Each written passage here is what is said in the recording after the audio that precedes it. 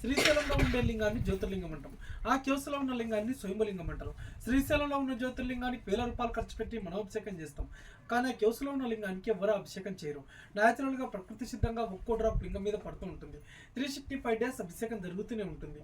మీలో ఇంతకు ముందు కానీ ఈ రోజు కానీ శ్రీశైలం గర్భగుడిలో స్పర్శ దర్శనానికి వెళ్ళారు ఎవరైనా?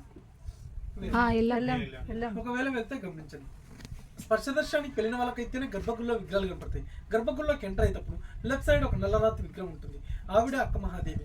మళ్ళీ రిటర్న్లో వస్తప్పుడు 2 విగ్రహాలు ఉంటాయి. ఏమారెడ్డి మల్లమ్మ, సిద్ధిరామప్ప. వీరు ముగ్గురు కూడా మనలాగా మానవ జన్మ ఎత్తిన వాళ్ళే. మనలాంటి మానవ జన్మ ఎత్తిన వాళ్ళ విగ్రహాలు తీసుకెళ్ళి శ్రీశైలం గర్భగుడి సాయివారు ముందు పెట్టారంటే ఆలోచించండి. వాళ్ళ భక్తి ఎటువంటిదో, వాళ్ళ చరిత్ర ఎటువంటిదో. ఇదే dam, Srisailam dam plus Srisailam project అంటుంటారు. కానీ దీని ఒరిజినల్ నేమ్ వచ్చేసి నీలం సంజీవ్ రెడ్డి సాగర్. ఆయన ఆంధ్రప్రదేశ్ రాష్ట్ర ముఖ్యమంత్రిగా, రాష్ట్రపతిగా చేశారు. ఈ డ్యామ్ కట్టడానికి ఆయన ఎంతో కృషి చేశారు కాబట్టి ఆ పేరు పెట్టడం జరిగింది. Dam designer Mokshagundam Visvesvaraya. 1963 నుంచి 1983 వరకు 20 years పట్టింది డ్యామ్ కట్టడానికి. ఫారెస్ట్ వచ్చి Nallamala forest. Present water level 855 feet ఉంది. చెట్ల మొదలు దాకా వచ్చిందంటే 885 feet వస్తుంది. 215 TMC water capacity. Right side blue building కనపడుతుంది, వచ్చేసి right side power house Andhra Pradesh. అది ఒక్కసారి జనరేట్ అయిందంటే 770 megawatts కంపేర్ అవుతుంది. ఇటు సైడ్ ఎల్లో బిల్డింగ్ వచ్చేసి left side power house Telangana. ఇది ఒక్కసారి జనరేట్ అయిందంటే 900 megawatts కంపేర్ అవుతుంది. పవర్ హౌస్లు వచ్చేసి డ్యామ్ ఫ్రంట్ సైడ్గా ఉంటాయి. పవర్ హౌస్లకు వాటర్ లే గేట్ ఆపరేటింగ్స్ ఇవి. ఈ ప్లేస్ మటుకే పాతాళ గంగా అంటారు. కాశీ నుంచి గంగా నది అంతర్వాహినిగా భూగర్భ జలాల కింద ఉద్భవించింది. అందుకే ఈ ప్లేస్కి అంతా పవిత్రత.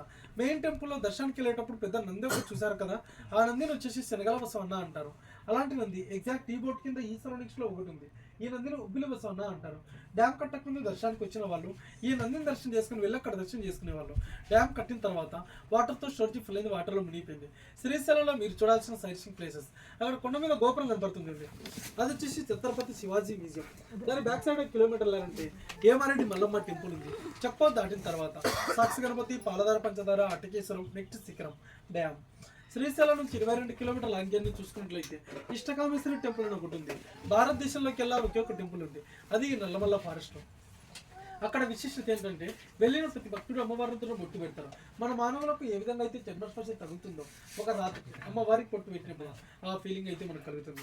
ఎంతటి పవిత్రమైన ప్లేస్ అయితే ఆ విధంగా కలుగుతుందో ఆలోచించండి. మీరు అక్కడికి వెళ్ళాలనుకుంటే శిఖరం దగ్గర టికెట్ తీసుకోవాలి. ఒక్కొక్కరికి 1000 రూపాయలు ఛార్జ్ చేస్తారు. 1 day బిఫోర్ ముందే టికెట్ బుక్ చేసుకోవాలి. మీరు వినే ఉంటారు, ఈ పాతాళంలో స్నానం చేసినా, ఈ నీళ్ళు తలమించనుకున్నా చేసిన పాపాలు పోతాయి. ఇది ఎవరో కల్పించి